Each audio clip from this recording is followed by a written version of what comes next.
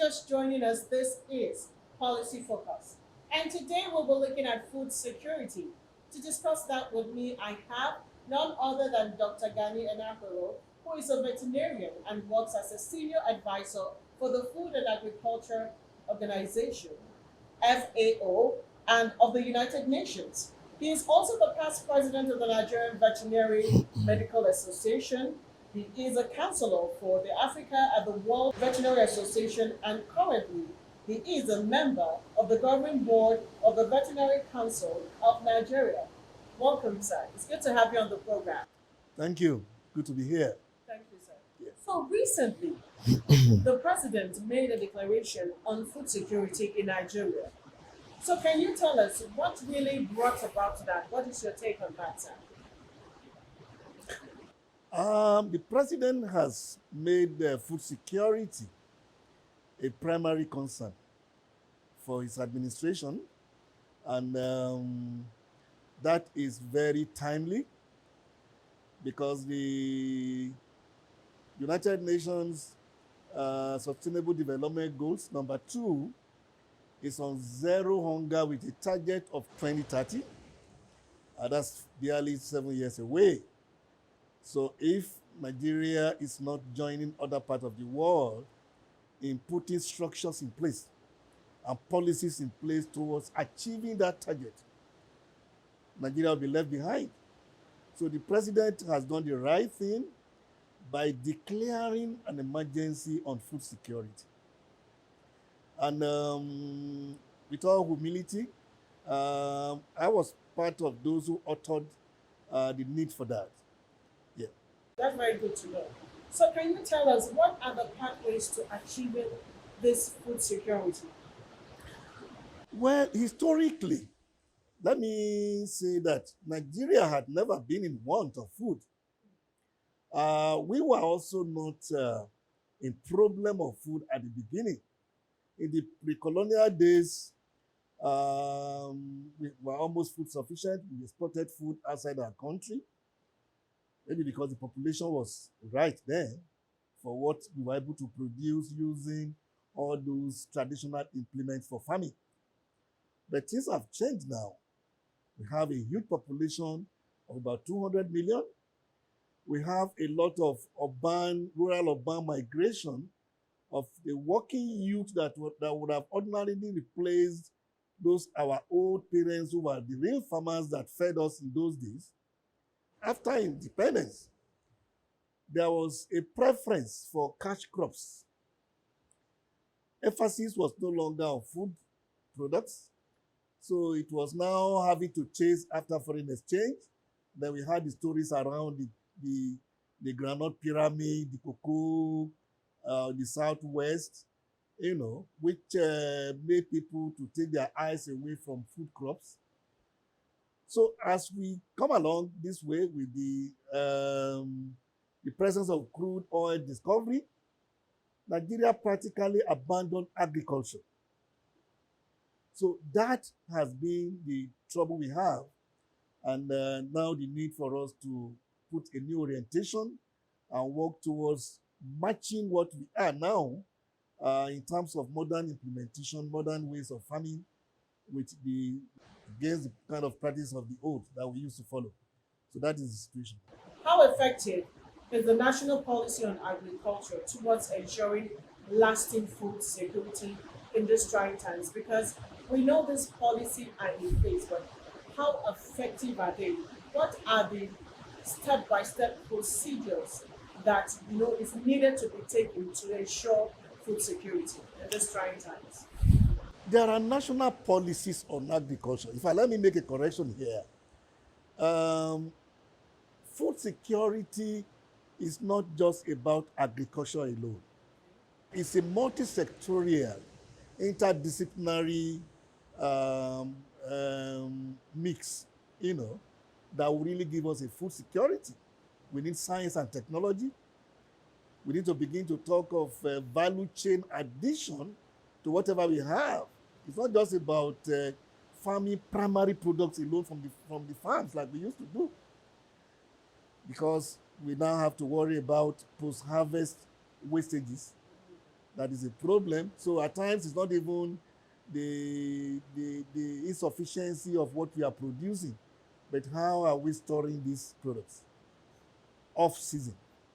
So we need a lot of multi-sectorial. The health ministry have to be involved. They need to tell us exactly what combination of products that we need to eat for food security. The livestock component of agriculture is very important because of the protein nature of livestock. And that emphasis so far is not being given. A lot of emphasis is being given on crop production. Then we need to look at the climate change effects. I'm sure we are going to discuss more on that later on as it has to do with food security. Yeah. So I would like you to throw more light on this multi-sectorial aspect that you talked about in achieving this, food security. So can you throw more light on that? Yeah, the farm is one aspect of food security. Now, a lot of government intervention addresses farming, fertilizers, seed improvements. Those are all good from a single source, that is agricultural perspectives. But we have the Federal Ministry of Industry, Trade, and Investment that should also worry about the business aspect of farming. And that has to do with value chain addition, livestock value chain, the crop value chain. All of these products have value chain addition to them. That is the business aspect of it, which the farmers don't necessarily have to worry too much about if there is a collaboration. Now, we also have the science and technology, like I said earlier on, which have to do with manufacturing the implements.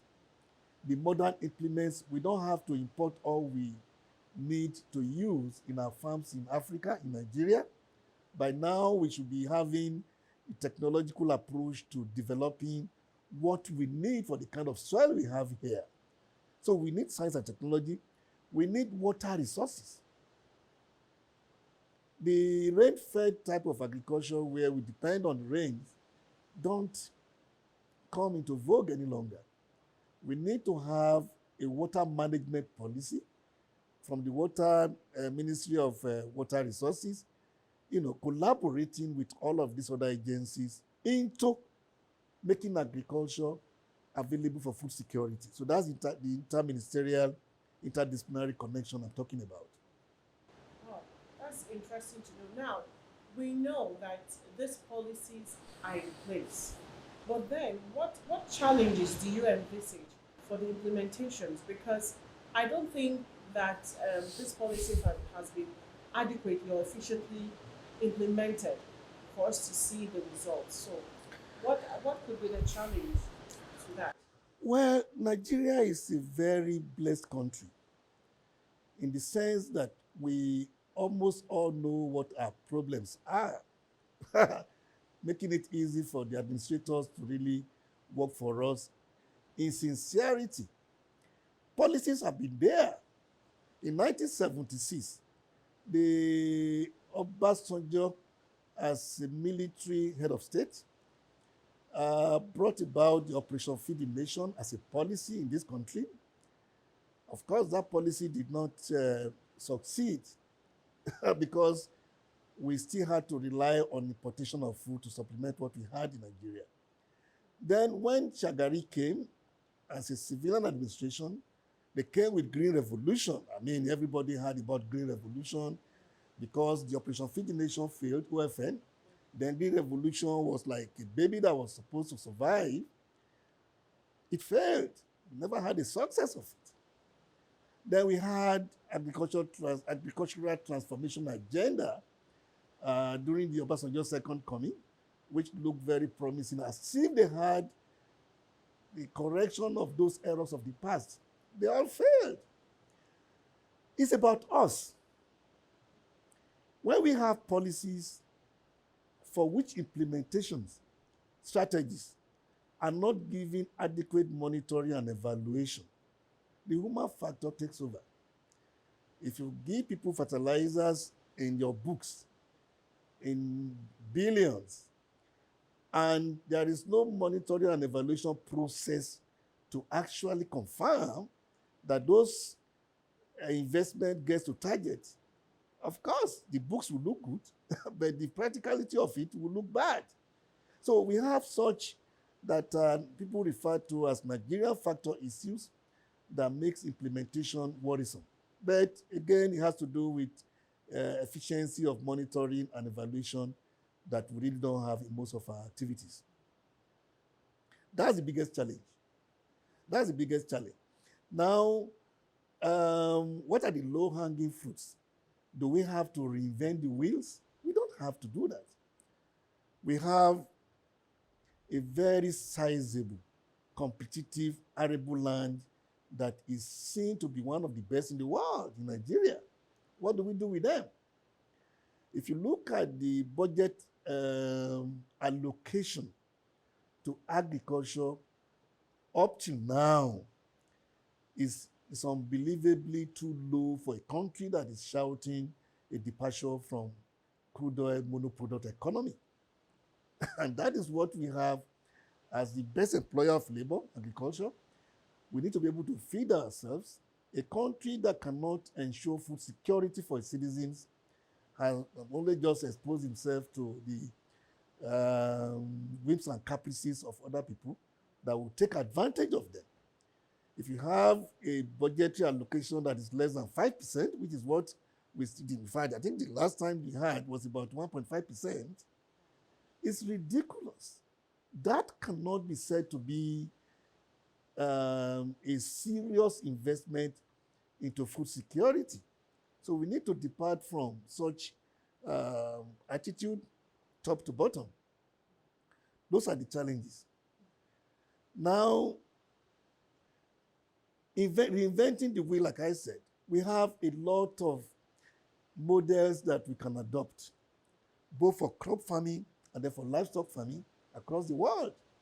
We have over 21 million cattle in Nigeria, just cattle alone, population.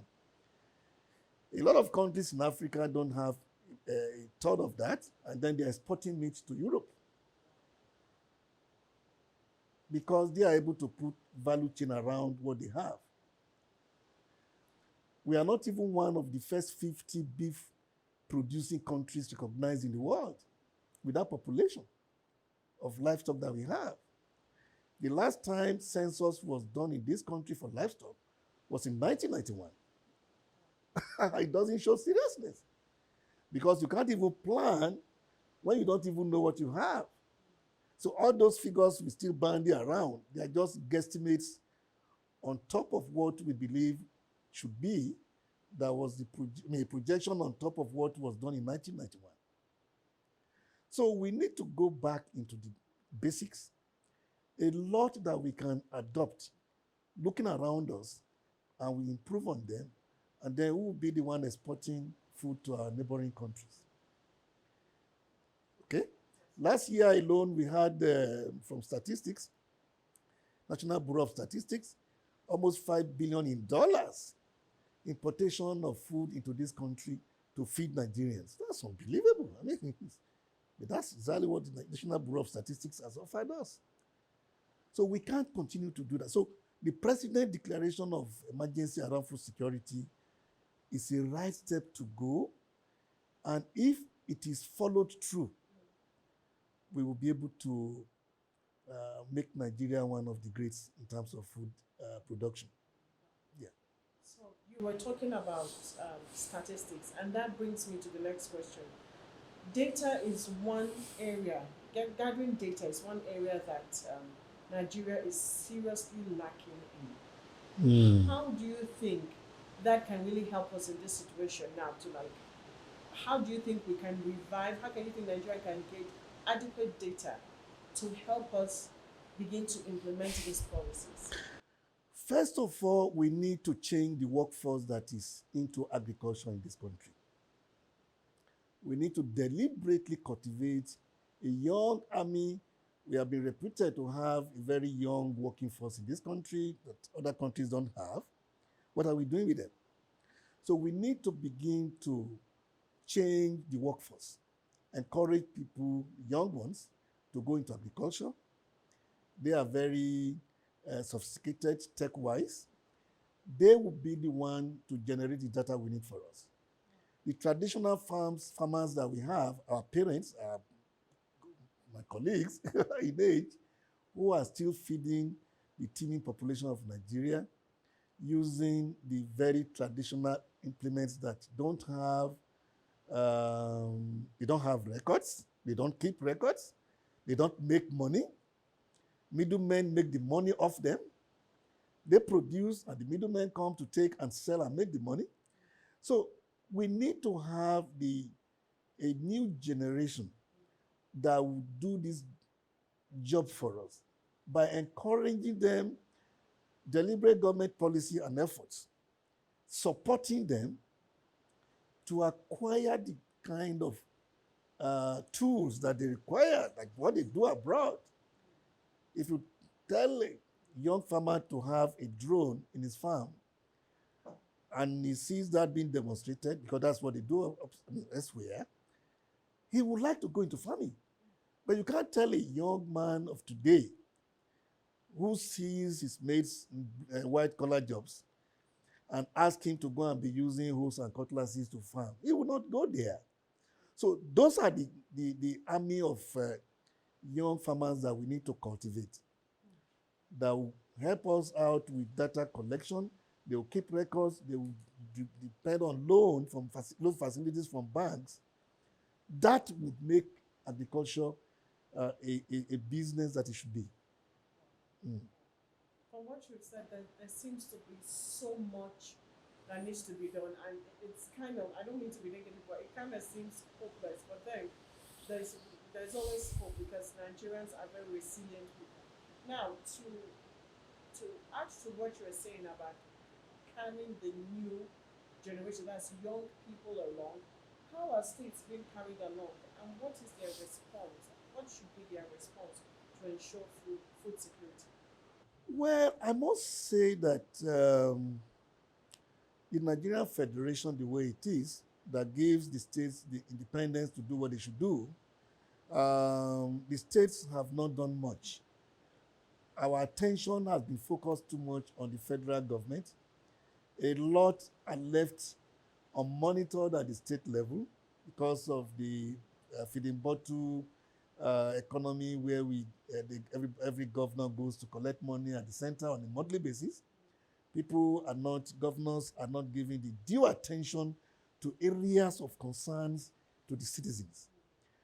The National Livestock Transformation Plan, NLTP, that was a product of the last administration, offered 5 billion as assistance to any state that was ready for livestock production to offer the land for it. Not all the states applied. The few states that applied, that got, transformed to some extent their livestock programs in their states. Then the question would be, why didn't we have all the states applying for such a facility? So we need a complete new orientation, mindset change, top to bottom. I keep on saying that. It's not just to ask the citizens to change their attitude. Our leaders themselves need to change their attitudes. And there is a lot of corruption going on at such high levels that it's not that they don't know what they should do. So we all need to have this mindset change and be able to speak truth to power and get our administrators to be accountable to us as citizens. And that is what others do in other places, which we don't do here in Nigeria. So our states need to do much more than they are doing. They need to do much more than they are doing. There should be some comparative advantage over farming products in certain areas. So what those states should do is to own those processes and develop those areas of competence where they have advantage, and then have value chains around the products from such. They can sponsor that. They can promote private sector engagement with government in a PPP, public-private partnership arrangement that works. not the PPP that frustrates. Because we've had a lot of stories around PPPs where the government component would fail to make their what they call the counterpart funding that should make the program to work, and then they would leave the private sector participant to be all alone, and they want to benefit from it. So it all takes a lot of mindset change for us to get it right. What you said came, that was just what I was about to ask you. How does the private sector come into this? Because, like you said, there's no proper monitoring and evaluation processes, set in place to monitor this. So I was about to ask, does the private sector come in to engage with the federal government and other government bodies to see that this is achieved? First of all, people have always talked about a conducive environment for business to thrive. Um, it's a very wide field. What is conducive? Sincerity is the first thing. Government need to. I was in Algeria with my study group at NIPS a few months back in May, and we had a very extensive tour of the country, and we saw a very valuable, productive private sector engagement with public sector in partnership that worked.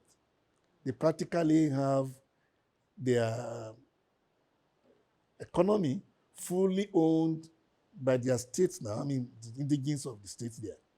First, the government have to show sincerity in inviting the private sector. A lot of private sector operators have funds that they can invest.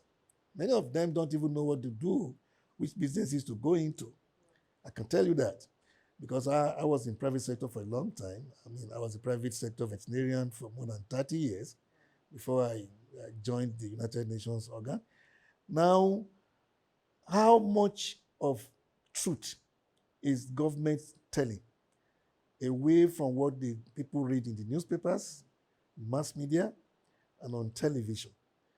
By the time the private sector attempts to partner with government, a lot of bottlenecks come on board, red tapeism, and those are behind the scene, you see, which discourages a lot of private sector involvement in all of these areas. So it's not that people in the private sector don't know what they want to do, but that environment to operate is not there. We need to have incentives from government that include tax holidays, like they do elsewhere. In the United States, up to tomorrow, there is subvention to those who go into farming. There is subsidy. And there is subsidy. There is off-taking of production, of products. That is, they don't have to get yourself involved even in marketing when you produce. They off-take. They bear the loss, and the losses. But here we don't have such facilities and opportunities on ground. People are more interested in government circles, getting involved in financing and buying whatever support they have for farmers. But that is not what the private sector wants. The private sector wants a very free marketing environment, free support, and encouragement to go into farming that is truthful and sincere from the government side. That is the challenge we have. It's all encompassing, this issue of food security. And I'm glad that you're able to throw some light on it. But we'll continue. We'll take a short break now and we'll continue. Stay with us.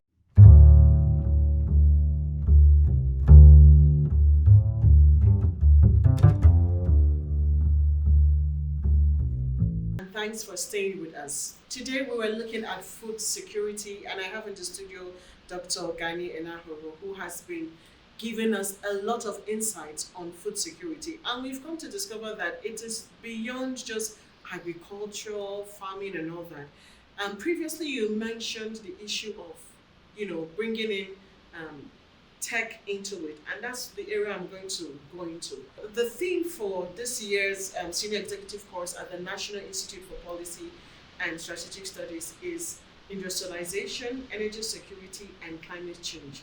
So I wanted to ask you now the area of industrialization, how can it be, be effective? Because the industry in Nigeria is not thriving at all. And this is very, very pertinent when we are talking about agriculture or the food security. Agriculture has to be seen as business. Currently, it's not being seen as business by government and by the operators. Value chain makes agriculture business. In those days when, like I said, we used to have the groundnut pyramid, those who colonized us took advantage of that and did value chain addition and resold those final products to us in Nigeria. We were busy acquiring heaps and heaps and heaps of groundnut for them, which they took away and then added a little value to it and then came back to sell at multiples of prices for what they took away from us. Those who came for cocoa also came back with chocolate at higher prices and other candies from cocoa. What we need to do now, that was a generation wasted, so to speak. We should not allow others to take advantage of us again, just like with allowing crude oil to be taken away, and we are busy importing PMS, diesel, and kerosene. I mean, that's not a serious generation. So value chain brings business to agriculture, and that's industrialization. If we are able to have the business side of agriculture strengthened in this country, employment will be generated, a lot of work will come, more people will go into farms, knowing fully well that their products will be off-taken. That is industry. And that is the lowest hanging fruits that we have here, which we are not talking about. We are busy into people going to areas that will require multiple engineering to be able to perfect, but this is low hanging fruit for us. We have the land, we have then we need a lot of researching into seed qualities. By now, that's what we should be talking about. We must be thinking of how do we feed the millions of people that we have in this country. In 2050, the projection is that we'll be like the 7th most populous country in the world. We are getting close to it. But we must be matching with what we have to feed ourselves now, and as we project, we also begin to project what will happen at that time. If you don't mind, I will also look at the other legs of the team and see how it affects agriculture, energy security. There is no mechanization that will not require the use of energy. So government must not look at food security in isolation. The current government, President Tinubu, has done well. He has even changed the name of the Ministry of Agriculture from Federal Ministry of Agriculture and Rural Development to Federal Ministry of Agriculture and Food Security. I mean, that shows some sincerity level. We only wish that we must build on top of that, not just by the change of name alone. So we need energy. Energy cannot be separated from agriculture. If we must store our products to reduce food wastages, we need energy. So they all go together. So mechanization requires a lot of energy, clean energy, because that's what the world is tending to now. Then the aspect of agriculture that we don't have control over is the last leg of the team, the climate change aspect of it. We all are true apostles of what climate change is wreaking on us globally and also in Nigeria. We have a lot of unpredictability of rainfall in this country today that farmers are not happy about. They can't even plan. They can't even plan when to harvest, So you now see them, because of the periods of rain coming, having to do early harvesting without even allowing those products to fully mature. because they have to do that. Otherwise, the surplus of rain, of water from rain, could so affect their production that they might end up losing. So you see them doing early harvest. You see some yam in the marketplace today. You say that they better wait for some more months to let this mature, but you don't have to wait now. Those are all part of climate change effects. We have our river sources receding. Lake Chad is one of them. Lake Chad has lost 90% of its value today. And that is why we have a lot of the livestock herders migrating without stopping down south. And then they now come to the south where it is the time of their harvest, and then the cattle now will see their farms and make it like this is a place to be. And then, of course, a lot of challenges and clashes between the herders and farmers cannot stop that. So those are the climate change effects that we have. So what do we have to do? Government have to encourage schemes that promote climate resilient farming. We need to begin to have climate smart farming methods that would include technology. People have talked about a lot of biological improvements of seeds, and they worry whether such consumption will have an effect on them in future on their DNA. It's not. We need to be climate smart and be able to cope. We must have strategies, mechanisms, survival mechanisms that would assist our agriculture to be able to match the challenges that we have in the world of today. So those are the kind of attitude that we must begin to have in government places, and that would be what we need to be able to meet the demand of our food supplies. You have said quite, you said things that I'm sure our viewers out there are oblivious to when it comes to food security, especially agriculture. Most people just think it's about farming. They don't understand that in farming we need mechanized farming, we need technologies, we need to have processes like a plan B, whereby when we have this climate changes having effect, it's something that the government and the country can fall back to, like having greenhouses where we can plant crops that can grow year round without any form of distraction or limitation or inhibition. So lastly, I wanted to ask, what should Nigerians hope to see regards this? Because this new government seems to have a lot on their shoulders to deal with, especially in this area. So what should Nigerians expect? We should do less politicking with food supplies and food security. The idea of having the humanitarian ministry share money to people, 5,000, 10,000, how many days of food would that supply for the family? We don't need to do that.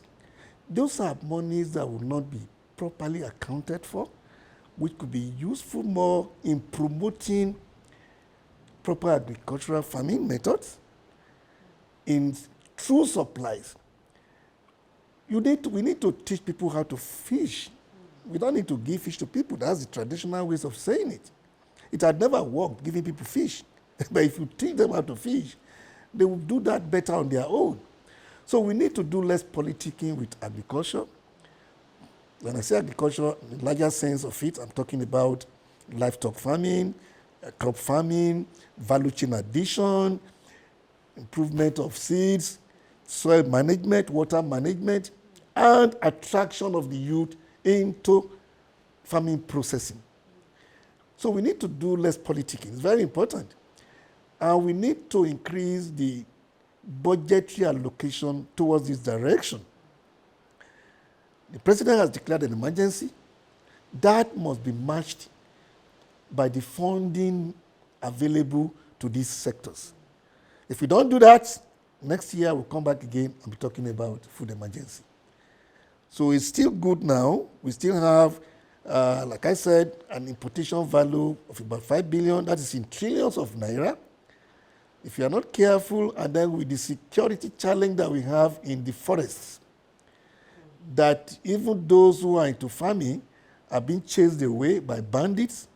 So we need the Office of the Security Advisor to the President to do much more scenario planning to manage the securities in those bushes, to allow farmers to go into the farms, to allow the young ones to also go into farming, because nobody wants to go into a bush where you get somebody that will come and kidnap you. So the security challenge is an issue. So if government has whatever measures it must put in place, it must have a security plan that will encourage people to go into the farms safely. So, sir, we want to thank you for giving us this robust insight in the agricultural sector and food security.